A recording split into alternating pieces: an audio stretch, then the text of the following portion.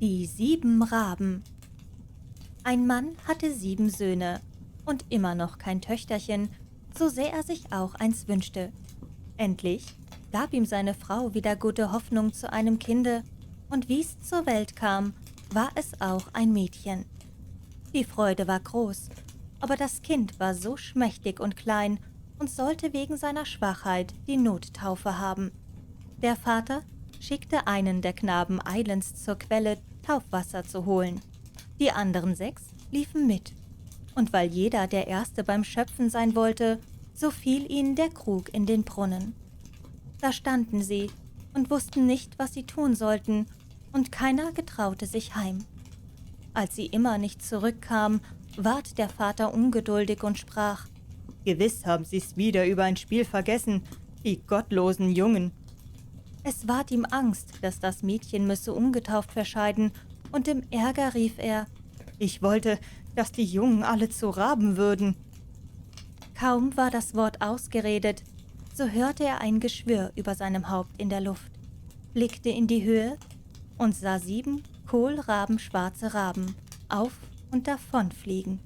Die Eltern konnten die Verwünschung nicht mehr zurücknehmen, und so traurig sie über den Verlust ihrer 7 Söhne waren, trösten sie sich doch einigermaßen durch ihr liebes Töchterchen, das bald zu Kräften kam und mit jedem Tag schöner ward.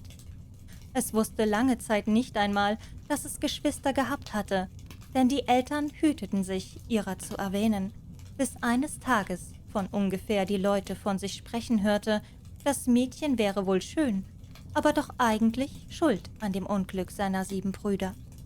Da ward es ganz betrübt, ging zu Vater und Mutter und fragte, ob es denn Brüder gehabt hätte und wo sie hingeraten wären. Nun durften die Eltern das Geheimnis nicht länger verschweigen, sagten jedoch, es sei so des Himmels Verhängnis und seine Geburt nur der unschuldige Anlass gewesen. Allein das Mädchen machte sich täglich ein Gewissen daraus und glaubte, es müsse seine Geschwister wieder erlösen. Es hatte nicht Ruhe und Rast, bis es sich heimlich aufmachte und in die weite Welt ging, seine Brüder irgendwo aufzuspüren und zu befreien. Es möchte kosten, was es wolle. Es nahm nichts mit als ein Ringlein von seinen Eltern zum Andenken, einen Laib Brot für den Hunger, ein Krüglein Wasser für den Durst und ein Stühlchen für die Müdigkeit. Nun ging es immerzu weit, weit bis an das Ende der Welt. Da kam es zur Sonne, aber die war zu heiß und fürchterlich und fraß die kleinen Kinder. Eilig lief es weg und lief hin zu dem Mond. Aber der war gar zu kalt und auch grausig und bös. Und als er das Kind bemerkte, sprach er: »Ich rieche Menschenfleisch.« Da machte es sich geschwind fort und kam zu den Sternen. Die waren ihm freundlich und gut, und jeder saß auf seinem besonderen Stühlchen. Der Morgenstern aber stand auf, gab ihm ein Hinkebeinchen und sprach: »Wenn du das Beinchen nicht hast, so kannst du den Glasberg nicht aufschließen, und in dem Glasberg, da sind deine Brüder.« Das Mädchen nahm das Beinchen, wickelte es wohl in ein Tüchlein und ging wieder fort, so lange, bis es an den Glasberg kam. Das Tor war verschlossen und es wollte das Beinchen hervorholen. Aber wie es das Tüchlein aufmachte, so war es leer und es hatte das Geschenk der guten Sterne verloren. Was sollte es nun anfangen? Seine Brüder wollte es erretten und hatte keinen Schlüssel zum Glasberg. Das gute Schwesterchen nahm ein Messer, schnitt sich ein kleines Fingerchen ab, steckte es in das Tor und schloss glücklich auf. Als es eingegangen war, kam ihm ein Zwerglein entgegen, das sprach: »Mein Kind, was suchst du?« »Ich suche meine Brüder, die 7 Raben«, antwortete es.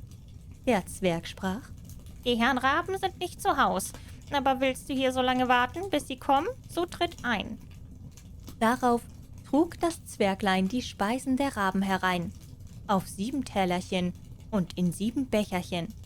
Und von jedem Tellerchen aß das Schwesterchen ein Bröckchen, und aus jedem Becherchen trank es ein Schlückchen.